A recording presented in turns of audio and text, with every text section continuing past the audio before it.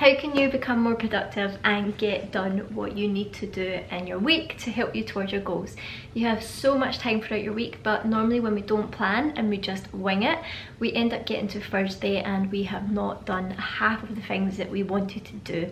So we've probably not done any workouts, but that's okay because it's still only Thursday. But maybe you've got loads of stuff on the weekend, so you know that you're a wee bit behind. So this video is going to give you some top tips to really set yourself up to win, to make your week the best it can possibly be, so that we are achieving what we can achieve. And the thing is, it's also important for us to write up something that we can actually do. Sometimes we have such high expectations to train like 6 times a week and we only end up doing 2, and we feel bad for only doing 2 when we set ourselves up for 6. But 2 is still better than none. So it is really looking at your week and seeing what you can realistically do. So firstly, we're going to discuss food and how we can set that up for the week to help us plan ahead so that we're not panicking and trying to think of meals out of the blue. We've got it all set up. Next, we're going to talk about what you can do with your calories so that you can have more fun at the weekend and plan ahead again for those kind of days where you know you'll be eating more food. And then we're going to talk about training, what we can do with training to manage it within our week and how we can fit it around our lifestyle. So that's the plan for today. So we'll start off with food. What I normally do and what I recommend a lot of my clients do is write out a weekly plan for meals. So it doesn't have to be the same meals every single day, but for a week, sit down on a Sunday before you go your food shop and go, right, okay, what am I going to have on Monday, Tuesday, Wednesday, Thursday, and maybe Friday lunchtime, because we normally go out Friday, Saturday night. So start with Sunday and be like, right, okay, what am I having for dinner tonight? And write out a meal. It could be like fajita night, curry night, meatball night, lasagna night. These meals are all fine to have as long as you're planning ahead and you've got the food products in. That means you're not coming home and you're panicking like, what am I going to have to eat? And you end up just eating chicken, really dry chicken with no seasoning, with a bit of veg or something, and thinking you're being healthy. It's rather boring and you don't look forward to it.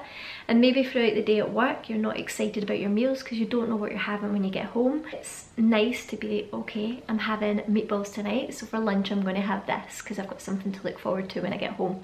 And it also means your family know what you're having as well. So if you're not going to be home on time, maybe one of the kids or your partner can get the meal on and get it started for you coming in, rather than waiting for you to come home and make the decisions. Okay, so I've got a really simple list just written out. Sunday night tonight, having chicken satay. We'll leave a little bit left over for lunch. Then we've got Monday night's dinner, a little bit for lunch, but we've changed that meal from minced potatoes to chilli and potatoes. Then we've got chicken fajitas. Leave a little bit of chicken left over. Have a chicken wrap for lunch the next day.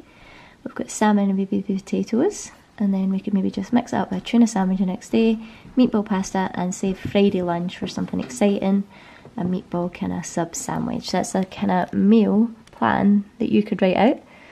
Then you've got your shopping list for everything you need on a Sunday, so when it comes to making these meals, you don't need to come home from work and try and think of what you can create and what you can have.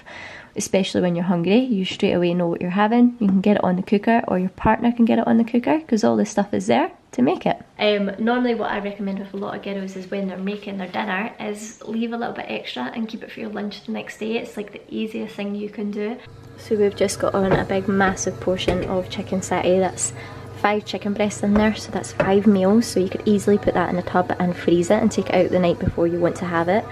We've got loads of rice on, which can just be divvied up into bowls, and the veg there as well, which could all just be honestly flung in a tub and ready to go for when you want it. Another thing you could get is a slow cooker. Like a slow cooker, we use that, and everybody's really fancying homely meals just now because it's winter, and all you do is just fling all the meat into it, fling in some tins of tomatoes, some garlic, things like that, and you just leave it in the slow cooker and it will just cook away through the day. So when you come home at night, you've got a meal ready to go, and it's massive. Some of them you could have at least 4 portions in it, and you can freeze it and then pop it in a freezer, take it out the night before you need it, and it'll save you a bunch of time. Maybe even have a set day routine. Like my routine just now is when I get home and I'm sat on the sofa and I'm watching telly, I'll have a hot chocolate with marshmallows in it, and it gets me through my day. If I'm having a really shit time at work and I'm just like, I feel like I've got a million things to do and I just want to go home, I just think in a few hours I'll be home on the sofa with my hot chocolate, and it helps me get through my day. So it's nice to have a little plan of something, or a wee snack or something to look forward to later in the day, that just helps you feel motivated and something to look forward to. So writing out a food plan, I think, helps out massively. It just makes life easier when you know what you're coming home to and you know what you're looking forward to, and it's easy to cook. And then you've got a routine. But with that, you want to then look into your calories, and calories can be quite hard to work out. So I have done a video in the past to show you how to work out your calories, so you can have a look at that. Then what I'd kind of do is leave more food for the weekends. Like during the week you're working really hard from maybe 8 AM till 5 PM, so maybe on days that you're working and you're stationary and you're sitting down, you maybe don't need as much food, because you're just going to be working and we're not moving. And save more food for the evening, or you could save some food towards the weekend. Save a little 100 calories for the weekend, and then that way you can enjoy your weekend a little bit more.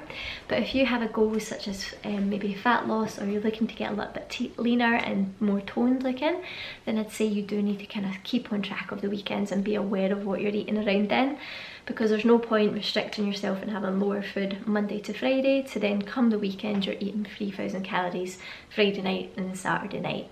It's going to bring your total calorie intake up overall. So it is just kind of planning, right, okay, save 100 calories a day, keep it all for the weekend, and then enjoy myself a little bit more, but still stay on track of it. You can still have a 3-course meal on 2,000 odd calories easily. It is manageable to be done. So there is ways that you can save your calories, and that's why it's nice to plan ahead.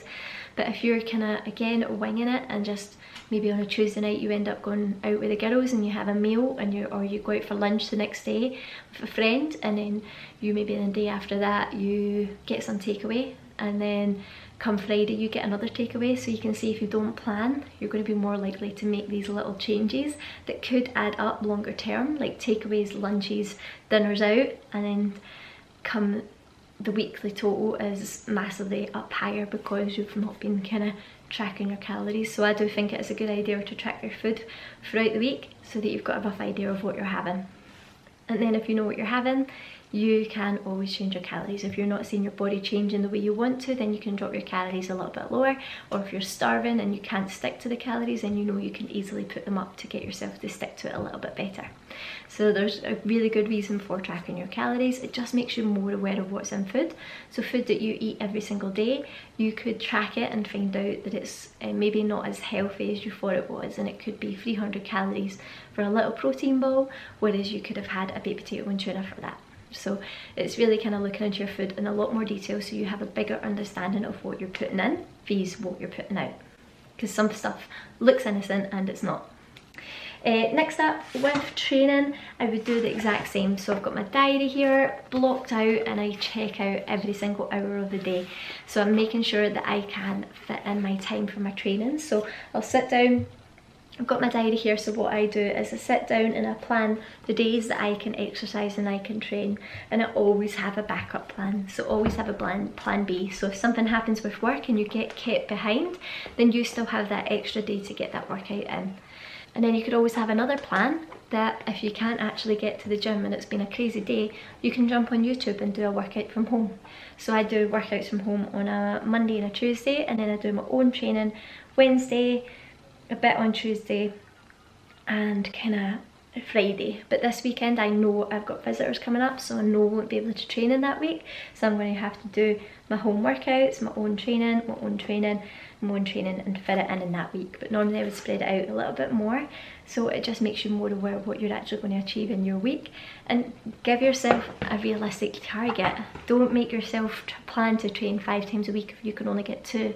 Try and get yourself maybe 3. And 3 is always a good number, I think, because you can spread that out throughout the week, and you can always do a home workout and count that as a workout because it's burning more energy. 15 minutes on Facebook could be a 15-minute workout, and you really need to think about it that way, is that you could be doing a lot more than you think you could be doing. So if you don't plan, you're always just going to say, I'll do it tomorrow, I'll do it tomorrow, I'll do it tomorrow, and then there is no tomorrow and you're on to a new week.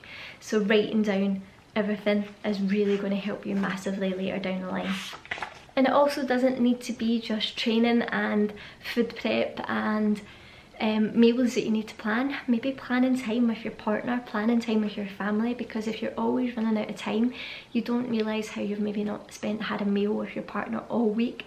So planning at least like maybe a date night or an hour where you actually eat together, it just makes sure you give time to everybody and yourself, so you're not just kind of always chasing your tail, and when you're with your partner you can actually relax and be with them rather than thinking all of these other things you need to do because it's written down. So get yourself a jotter, get yourself a planner and start scheduling those workouts, preparing those meals and deciding what you're going to have, so then your food shop is easier and you're not picking stuff up because you're hungry and you're flinging things in that basket that you don't actually want. It's just because you've not ate before you went to the shopping and you've not got your list ready and you don't know what you're having and everything's all up in the air. So just having a clear direction of what food you're going to have just save yourself the energy, save yourself from the stress on a Sunday. Write down your plans, write down what you want to achieve, and it pay off massively later down the week. If you sleep in, you're like, oh thank God I've got my meal ready, I know what I'm having, and I've got everything in the fridge, so when I come home tonight I don't have to go out to the shops and get more food. So you can completely switch off when you come home and not stress about anything. So I hope this has helped. There's been 3 different kind of things there you can focus on to help you get more productive and get things done, and the main thing is write it down so you know what you need to achieve in your week and you feel accomplished after it because you know you've done it. And then you just have to copy that week. But there's always going to be challenges that get in the way, so it's just learning that we're not perfect and you just need to do the best that you can in your lifestyle.